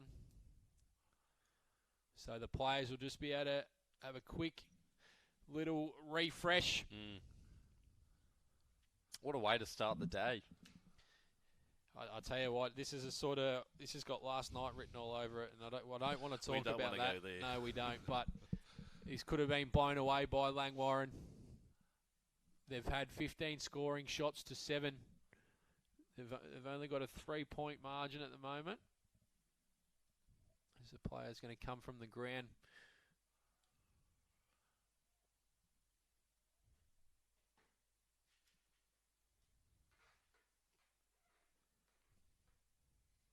So Jacobs is going to come back on. You can't start the game because they've got 19 people on the ground.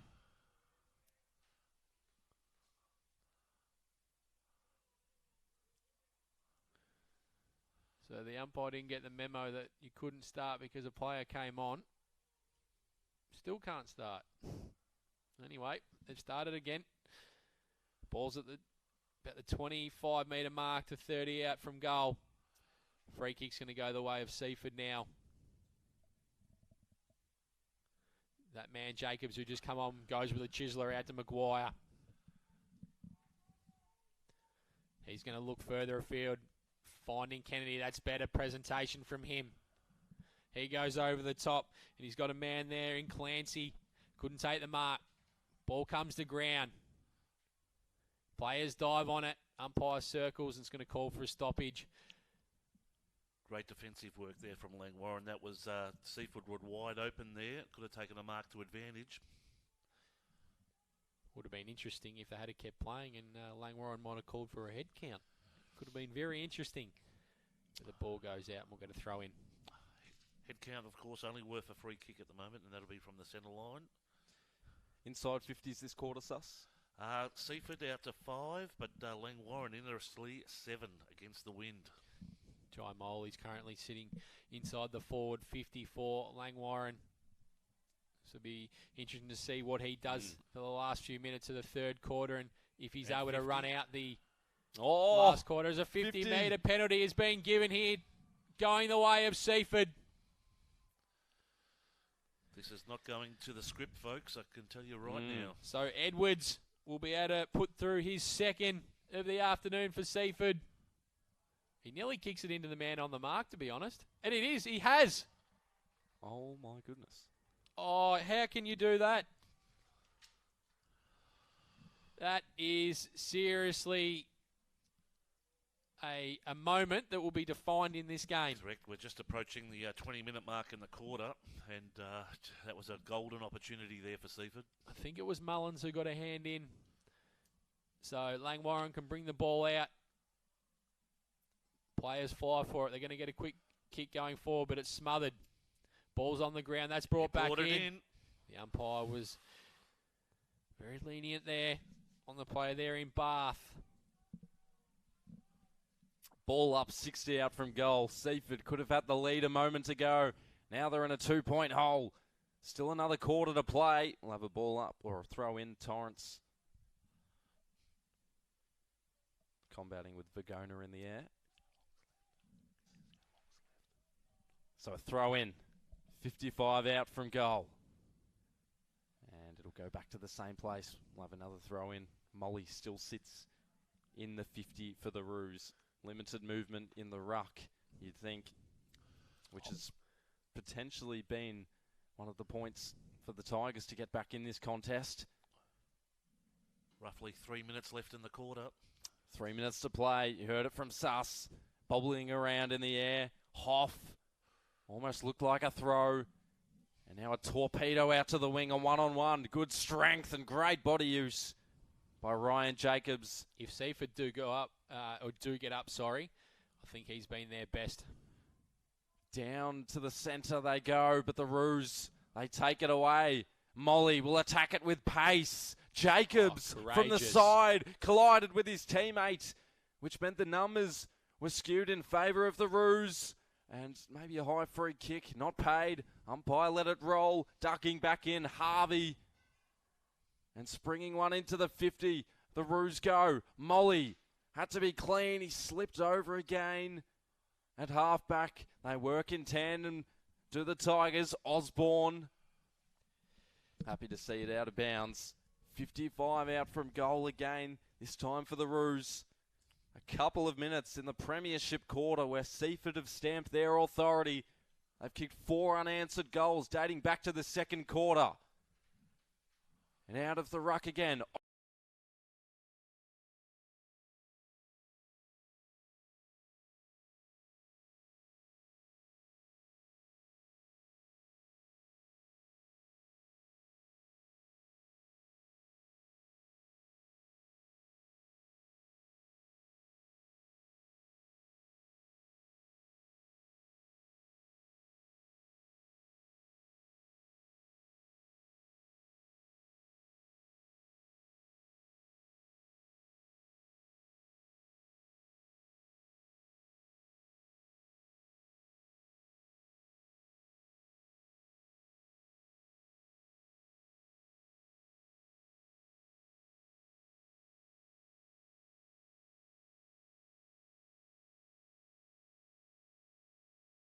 Quarter. It's still tucked into their offensive 50 and we'll have a ball up, 30 out. It's all happening, Dylan. It is all happening in this quarter. In the ruck, it's Orchard.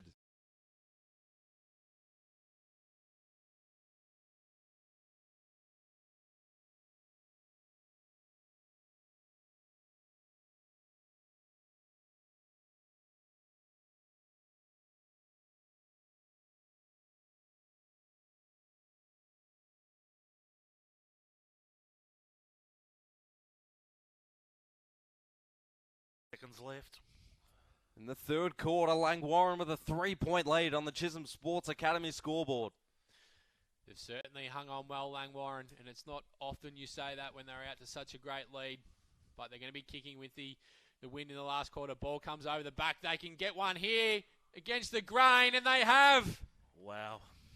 That was a lit kicking the goal, as Suss mentioned, with about 60 seconds left in the third quarter. They were going against the scoring end, and that will give them some big momentum going into the last quarter when they kick towards the Carr Street end. Well, it's a 12-point swing, isn't it, from Josh Edwards down the other end. Suss, what have you got for us? That will be down the Car Street end. That opportunity will be rude for a couple of days, I think. We'll just see what Seaford can do here. But look who's back in the ruck. He's certainly struggling. He can't jump. He's in the middle of the ground. Great kick. But it's going to be marked inside forward 50 for Seaford. So they'll be able to go back and have a shot close to the siren for three-quarter time. Jordan White, sorry, AJ. That was tremendous out of the middle. So Matthew Kennedy's going to kick for goal. Centre. Molly looks like he is coming off the ground. He's limping off. So Kennedy, can he get one back? Shot on goal. And he just misses. So Seaford move on to 5-4-34. Langwarrin 5-12-42. A disappointed Jai Molly coming off onto the bench. Langwarrin drive the ball up to a pack. Siren sounds, three-quarter time.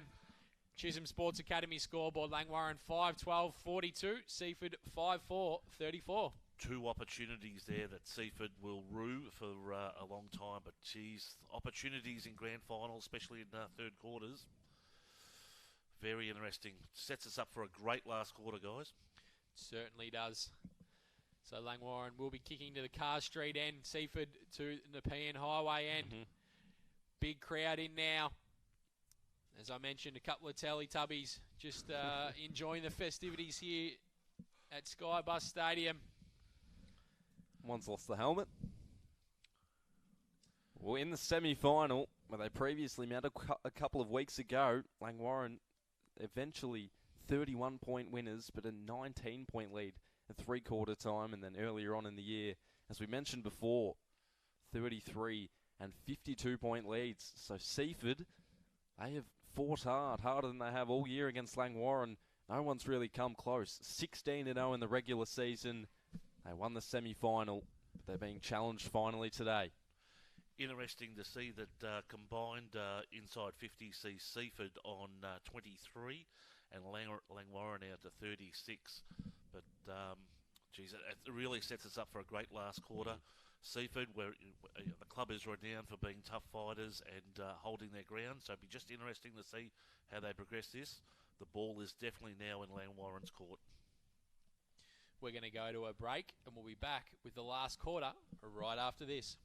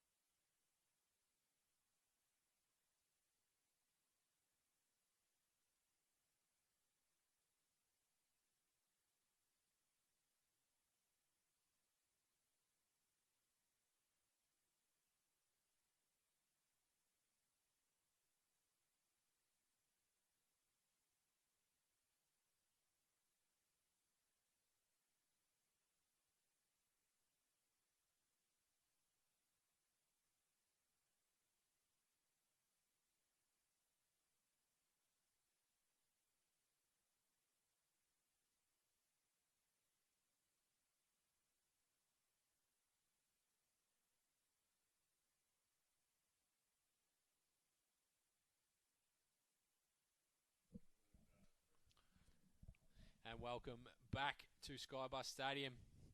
We're heading into the last quarter of the Division 2 Under-19s Grand Final, where it currently sits Langwarrin 5-12-42, Seaford 5-4-34. This has been brought to you by Chisholm Sports Academy, Pro Finish Roof Plumbing, Tackle Your Feelings, Victorian Responsible Gambling Foundation, WorkSafe and TAC. As we see, one of the Teletubbies making his way off the wing. Dylan, it's certainly an interesting day here at Carr Street. Yep, definitely some unusual characters, and we'll probably see it all day. Absolutely, but how good is it to have finals footy back in the MPNFL? Absolutely, and the Premiership quarter, which just went by, some critical moments for Seaford. We had the touched shot on goal from the top of the goal square from Josh Edwards, and then the miss from Matt Kennedy, which was still a gettable set shot. Absolutely. As the spectators make their way off the ground, and it's certainly picking up very quickly with the numbers. It really helps when you've got only three sides competing in the three games. Obviously with Langwarrin in all three, Kringle in the reserves and seniors, and in this game, Seaford and Langwarrin battling it out. So yet to sight Molly, AJ. On the bench still there. I think he needs to just go and plonk himself at full forward for this last quarter. Take a mark. Interesting flag alert. The wind has shifted around a bit more westerly, so heading straight down the ground. But same intensity, so I suspect it's probably a 2 to 3 goal advantage down the Carr Street end. Giddings Constable's gone in the middle, opposed to Sam Van Brummelen. So the siren sounds for the last quarter here. Ball's thrown up. Who's going to get the first clearance? Tackle applied. Oh, the umpire's been red hot there and called holding the football. The free kick going the way of Mitch Jenkins. That was certainly red hot. Been productive today. So he's going to drive it long. Who can take a mark? Coming over the top was the player in Daniel Otto. He goes out and finds a teammate hemmed in on the boundary line. They're going to go down the far wing. Who's going to stand up in this quarter for either side? Ball's on the ground. Handball comes out, but it's going to be turned over. Quick kick going the way of Seaford. Inside forward 50 they go. Spoiled. That was Kennedy down there doing the roving. He's been good in the air. Ball comes out to his vicinity again. The man that missed in the top of the square in the last quarter. He goes in and he's kicked a goal. Josh Edwards. So Seaford get the first of this last quarter. He's got his second. They move to 6-4-40. And a couple of the Langwarrin players suffering from cramp. Moley, it looks like, also Flynn Kelly. So could we see a big upset being brewed here? Well, he made amends, didn't he? Josh Edwards. Yeah, 5-12-42 Langwarrin. Seaford 6-4-40. Chisholm Sports Academy scoreboard. 2-point game. And Langwarrin, who haven't had a blemish all year. Unbeaten in the regular season, defeated Seaford by 31 points in the semi-final. Advanced straight to the grand final, but Seaford are prepared. They've come today with ferocity and harsh intent as Giddings Constable out to the wing. Strong defensive work by Otto. He's able to garner the footy, hand passed it eventually to himself. It's still there to be won at Giddings Constable, experiencing plenty of longitude in the tackle, and it's holding the ball. He stood up in the first 2 minutes, Dylan. Giddings Constable with his move into the middle. Certainly has, and plenty of shifting and movement up forward. Orchard didn't elect to provide the lead. At the back, the spoil comes, and then decapitated in the tackle is Bowler. And cue the spot fire. Settles down for a moment, and Jai Bowler looking for the instantaneous response. Jai Moley's trying to get onto the ground here. Even if he's not in the ruck, guys, he needs to just go and sit at full forward, because that will create some havoc for the Seaford defenders. You're going to have to put your best forward, your best defender on him, and that means the man in Brody Tibbles, who's kick 3, becomes even more dangerous. 14 goals and 11 appearances this year for Jai Bowler. Have to steady the ship. Langwarrin And not too far away. And it snuck through. He didn't like it off his boot. He sort of had the lean going. But it doesn't matter. It's all gone through the same way. And that 8-point lead reopens for Langwarrin. It's Langwarrin 6-12-48. Seaford 6-4-40. We're back in the middle here at Skybus Stadium. Sun's shining. It's September footy. Rucks are going to do battle once again. Whiteman gets the hit out for Seaford. Ball comes to ground. Players form a pack. It's going to bobble out. Quick kick by Bath going forward. No mark was taken by the goal kicker there in bowl, and it's going to be the same, basically the same thing as last goal here, Dylan. The player has been decapitated, and it looks like it's Staggard from here who'll go back and look to extend the 8-point lead that Langwarrin currently have. So they're 6-12-48, Seaford 6-4-40. I think if he gets this, it's almost turning the tide big time. He goes in, high kick, offline, so it's still only 9 points. If it had been 14, then you've got to kick 3 goals to get in front. Another player goes down with cramp for Langwarrin. It's Staggard. All the players that they need to show up now. Ball comes to the back. So the Seaford defenders is fighting for their life here. Maguire, he wants to go towards the boundary line. Quick kick. Standing there will be 2 Langwarrin players. No mark was taken. Right in front of where we're broadcasting from here. Bro still aboard. He goes forward. Tibbles, he overruns it. Giddings Constable, he goes by hand out to Maguire. He goes with a long high kick. Numbers favour Langwarrin. Standing in the way is Mullins. He's been sensational for Langwarrin today. He's going to drive it long. High. Mark taken at the back. Handball. Kicks out in front. That was a great play from, it looks like, Hunter Quint there. He wants his players to just run and go. They need to just get some momentum going. Molly back on. So he's gone in short. They're hemmed in on the boundary line here. Seaford. Go up the far side. Ball comes out the back. Giddings Constable's over the footy. Pack forms, umpire swarms, and we're going to get a stoppage on the far flank here. Langwarrin 6-13-49, Seaford 6-4-40.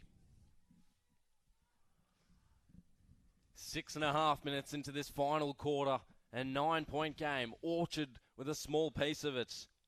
Bath met in the tackle, and Giddings Constable threading it through to Whiteman. And inside the middle they go. 3-on-3, taking it away are the Tigers. Going back in order to go forward. Edwards, 2 goals against his name today. Falling down to ground level, the Roos defence. He hangs it up in the air. Dropped mark through the fingertips. Sent back the other way without thought, and it'll work for Rowell, who has a short lead on, and he's fanned it extremely wide. Out on the full. Unfortunate for Harrison Forbes, who holds his arms up in despair. They need to be smarter there, Seaford. They need to go to the top of the square in these conditions.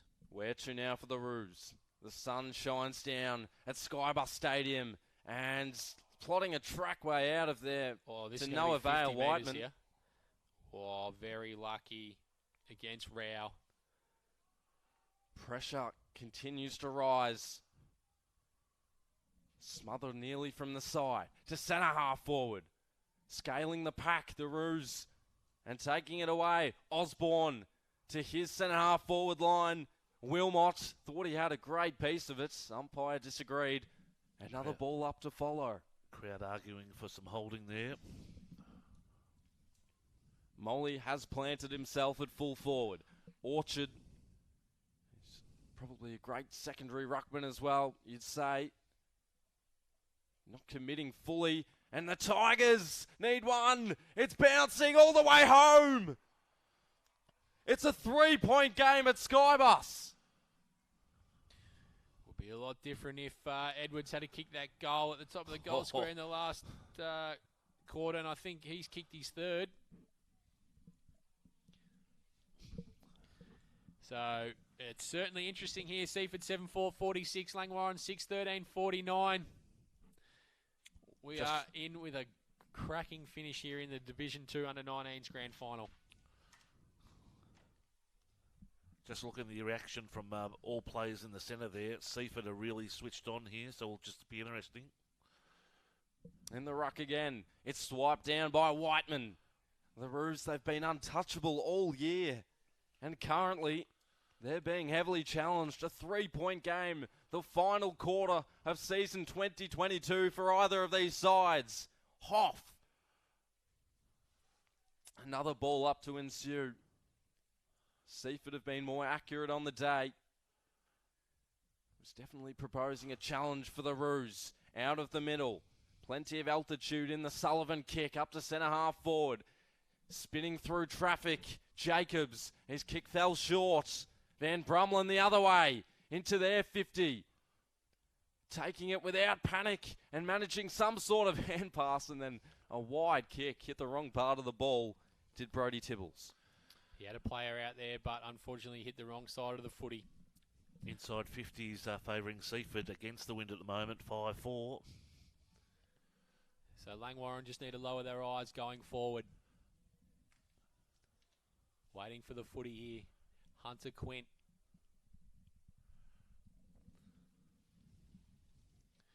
He's going to bring the footy back in. What's the approach for Seaford, do you think? Sus, AJ? To be honest, they just have to get it and go. They can't stuff around with it. Possession. I think it's just possession. Keep the contest. Their pressure at the ball is unbelievable. The thing is, when you're going against the scoring grain or the scoring end, you just got to play free-flowing footy. Just back yourself and just go. Like, don't get trapped out on the boundaries. Go the easiest way home. Get it to the top of the square. As Langwarrin are going to get a free kick here. It's going to go the way of Staggered. Yeah, you have to maintain that structure in defence. So they can't give away free kicks like that. So Staggered's going to have a shot on goal. Has he got the legs deep in this last quarter? Langwarrin currently 3 points up. In he comes. He tries to get a bit more distance on the kick. Pushes it across. Molly standing at the back of the pack. No mark taken. And we're going to get a throw in. We should be calling the Langwarrin team out for taking the lead and all that, but it just seems Seaford just keep on pegging them back. So it's going to be an interesting last quarter. Absolutely. Big pack forms Maguire. He's taken. I think you've got to throw a bit of caution to the wind here. I know that Jai Molly didn't like leaping in the middle of the ground and come down with the cramp again, but he's a big enough body just to go body on body in the ruck contest. As the ball comes out the back. And we're going to get a throw in once again.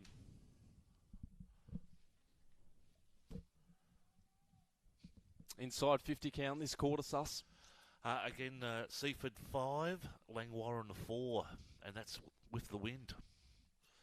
12 minutes through this last quarter.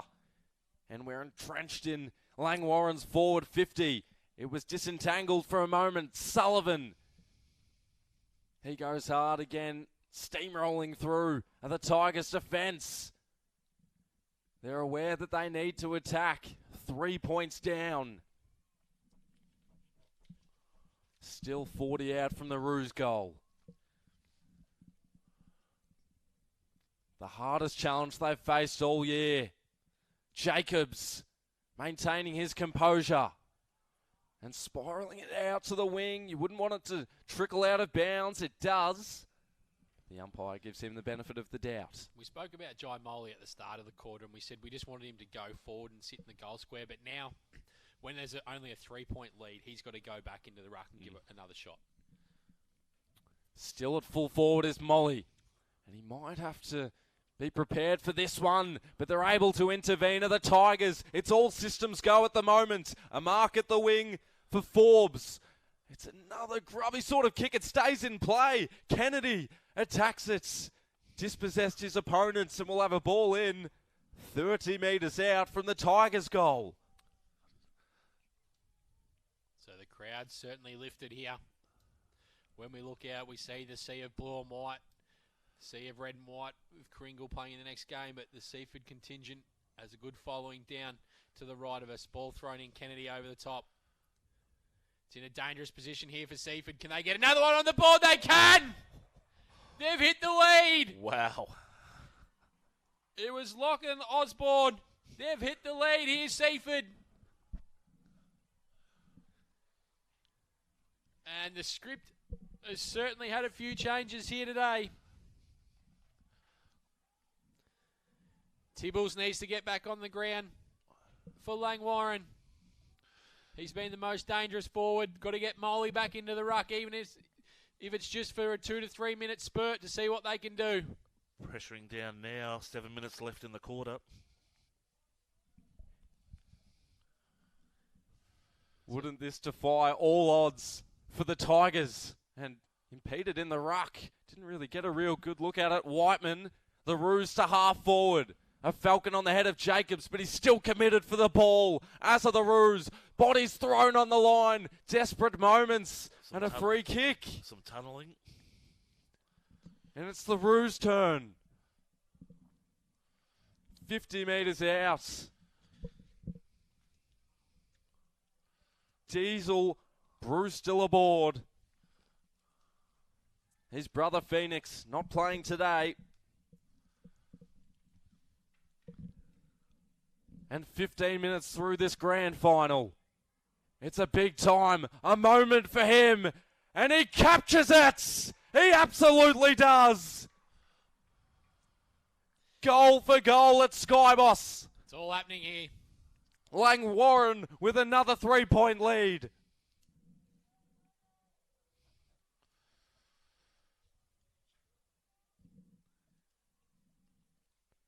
What a grand final we have been supplied with today. You cannot doubt that. And Lachlan Osborne, he was celebrating before. Well, he'll have to be the saviour again for the Tigers, AJ. Absolutely. As we're back in the middle after that goal. The Rucks are going to do battle. Seaford just need to get another clearance and get it forward quickly. Need to put the pressure back on Langwarrin. As they do, they go inside forward 50. The player there in Kelly just stood. It's going to be turned over. Giddings Constable has taken the mark. He's on his forward flank. The far side here from the commentary box. Over the top. That's a big mark. No, not taken. Well, I thought that might have just been paid there. It looked like the player was Harrison Forbes with a big leap. He wants to break this game open. Seaford have the footy in their forward 50. Tackle applied. Just getting it any way forward they can. Langwarrin clearing kick, but standing in the way was Jordan White.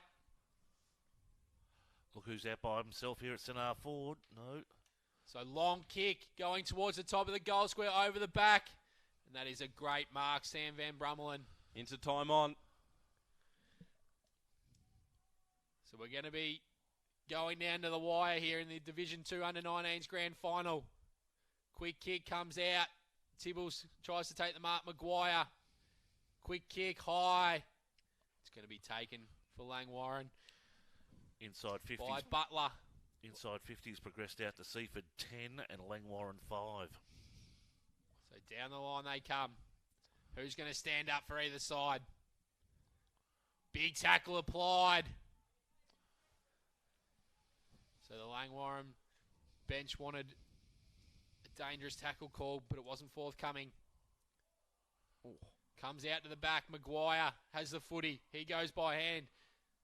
Got to pluck a couple of players out here. Harvey. So the tempo certainly lifted. Giddings Constable, he goes by hand once again. They just need to get it on the boot, do Seaford. Get it to the top of the goal square. Clearing kick by Langwarrin. So the crowd are just getting involved for Seaford here. They're just inching ever so slightly closer towards their goal square, and that's out of bounds on the full. So the players will be able to rebound for Seaford.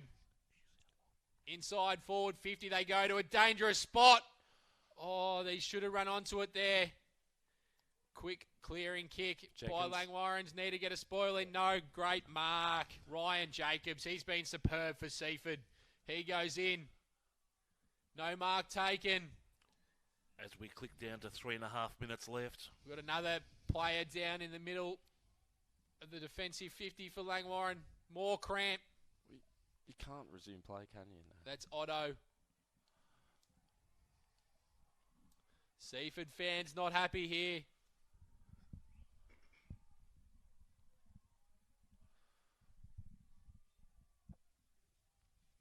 Umpire's calling it for play on.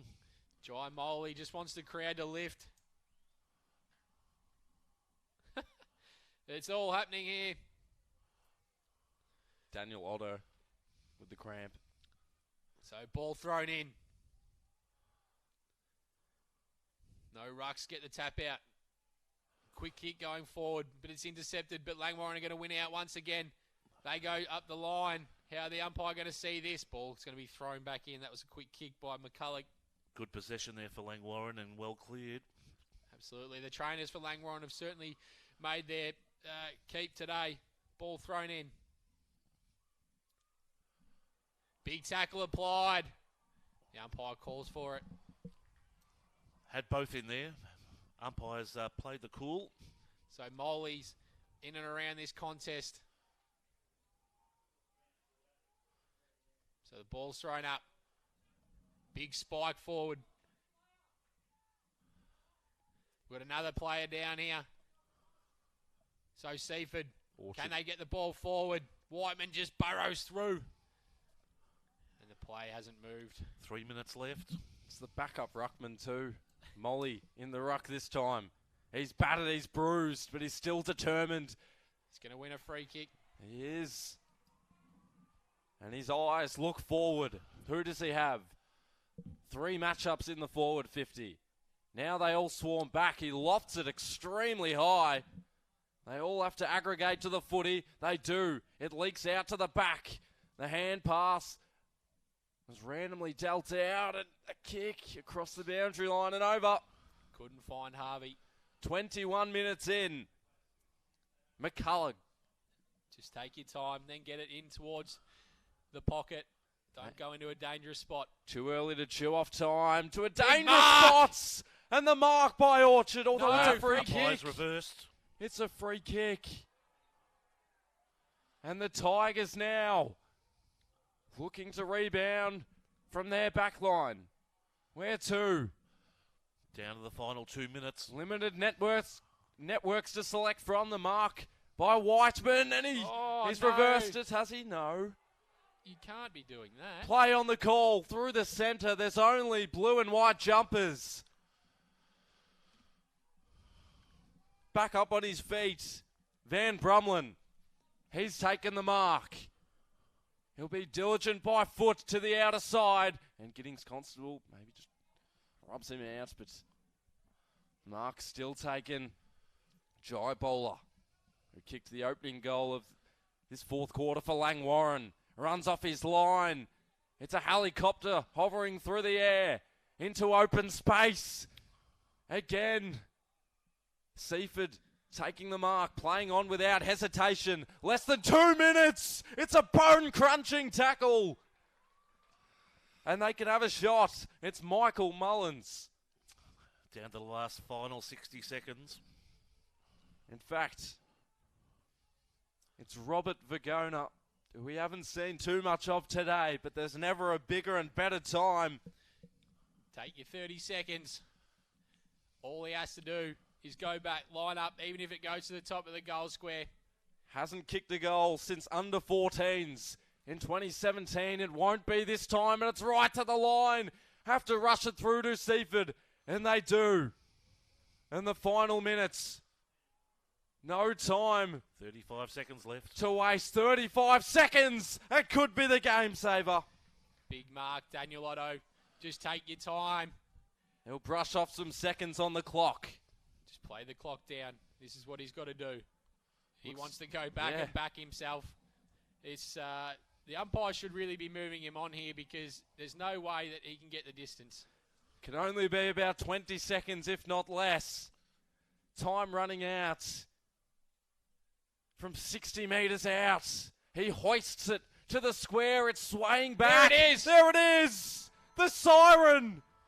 The siren to symbolise bedlam and exultation for the Roos. They've been the sovereigns all year. And their time has come. And the first flag in 3 years has been claimed by Langwarrin in the under-19s. What a great match. Well deserving of Langwarrin, but commiserations to Seaford there. They really put up a valid effort, but all power to the Langwarrin Football Club for getting the under-19s up and going. It was a seesawing contest all morning. And Langwarrin have prevailed by 4 points, 7-14, 56. Seaford 8-4, 52. You can't help but think about that shot from the top of the square. I think there'll be an individual thinking about that for a while, but again, it's just footy, and we move on. So well done to again Seaford and Langwarrin, putting up a great grand final.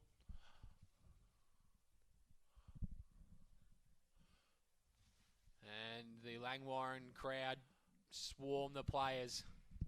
You see the sea of blue and white coming onto the ground. A great morning of football in Division 2. As Dylan said, the first premiership has been awarded. Langwarrin will be premiers in Division 2 under-19s.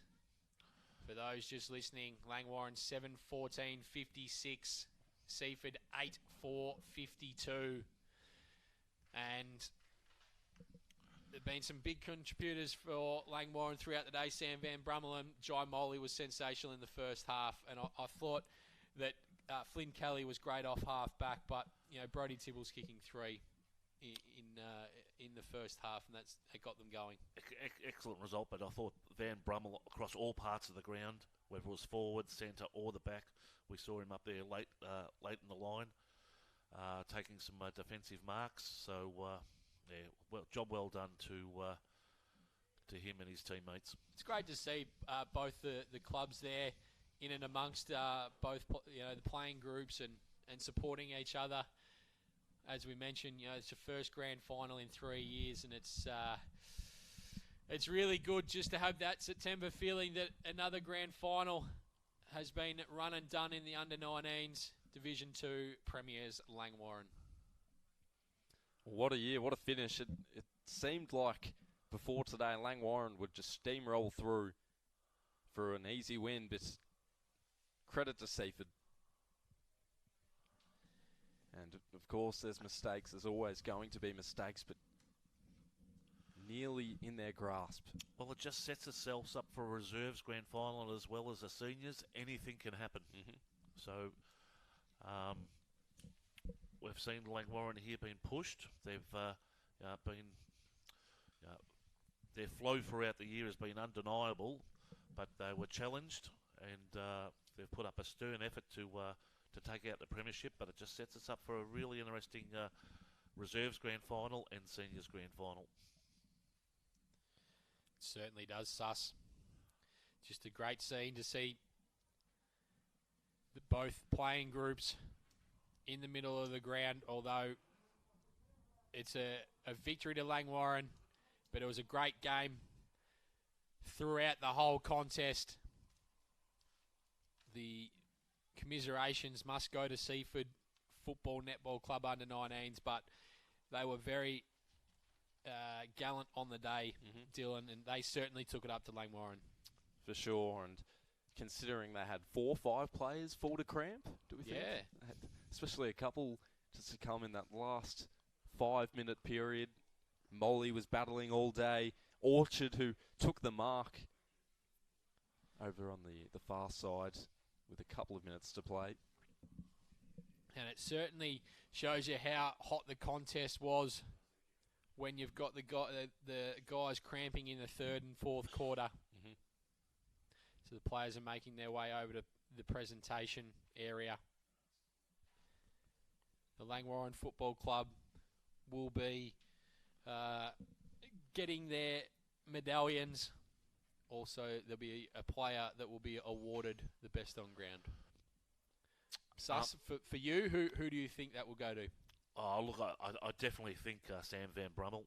His four-quarter effort was going the way of Jai Milo, but unfortunately had some cramp and some issues that had to be attended to off on the sidelines. Mm-hmm.